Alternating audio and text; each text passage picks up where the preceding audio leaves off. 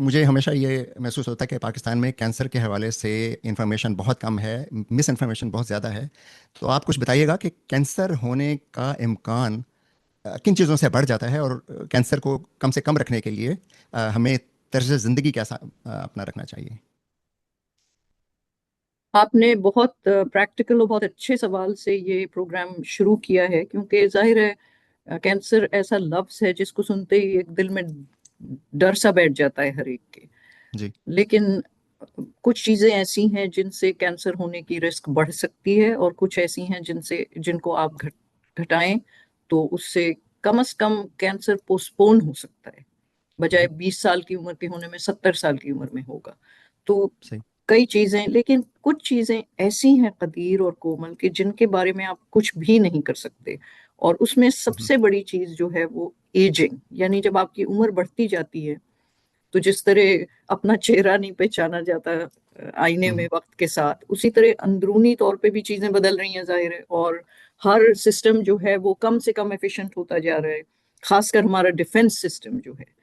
हम्म। तो इस वजह से उम्र बहुत इम्पोर्टेंट चीज है। दूसरी ये कि आपका अगर खानदान में कैंसर की हिस्ट्री है, लोगों को हो चुका है, तो उससे आपकी रिस्क बढ़ती है। तीसरे ये कि अगर आप की जैसे कोमल काम कर रही हैं जीन्स के ऊपर, तो जीन्स अगर आपने ऐसी खानदानी आपको मिली हैं जिनसे कैंसर होने के रिस्क ज्यादा है, वो आप बदल नहीं सकते, वो तो आप पैदा उसी तरह हुए हैं।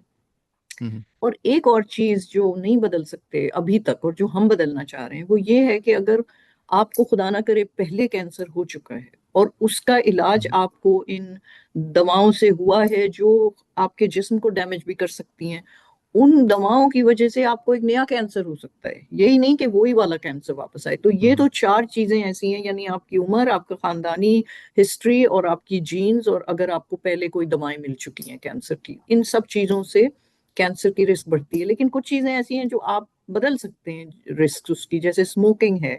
आपका अगर हम्म। वजन ज्यादा है, आपकी डाइट खराब है, आपकी गजा नहीं ठीक, आप एक्सरसाइज नहीं कर रहे, या आपको कुछ ऐसे इन्फेक्शन हुए हैं जैसे हेपेटाइटिस हो जाए, जैसे आपको, या फिर आप हॉर्मोन्स ले रहे हो किसी तरह के, या आपको कोई ऐसी एक्सपोजर हो जैसे आपने जहरीली हवाएं या जहरीली फिजा में सांस लिए हों, हम्म।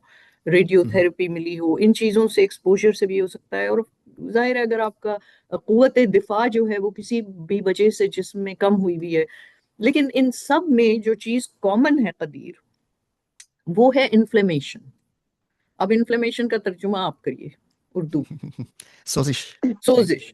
जी। तो जी। हर उजू में अगर सोजिश बढ़ गई है तो उससे, और वो अगर चलती रहे, क्रॉनिक हो जाए, यानी एक तो हम्म। सोजिश होती है कि एकदम से कुछ चीज हुई, वो आप 24 घंटे या एक हफ्ते में गायब हो गई। एक होती है जो सालों चल रही है आपकी सोजिश, हम्म। उससे कैंसर होने की बहुत ज्यादा रिस्क बढ़ जाती है। तो ये चीजें हैं जो आमतौर पे अगर लोग इसके बारे में सोचना शुरू करें तो वो बहुत कुछ कर सकते हैं अपनी कैंसर की रिस्क को कम करने में।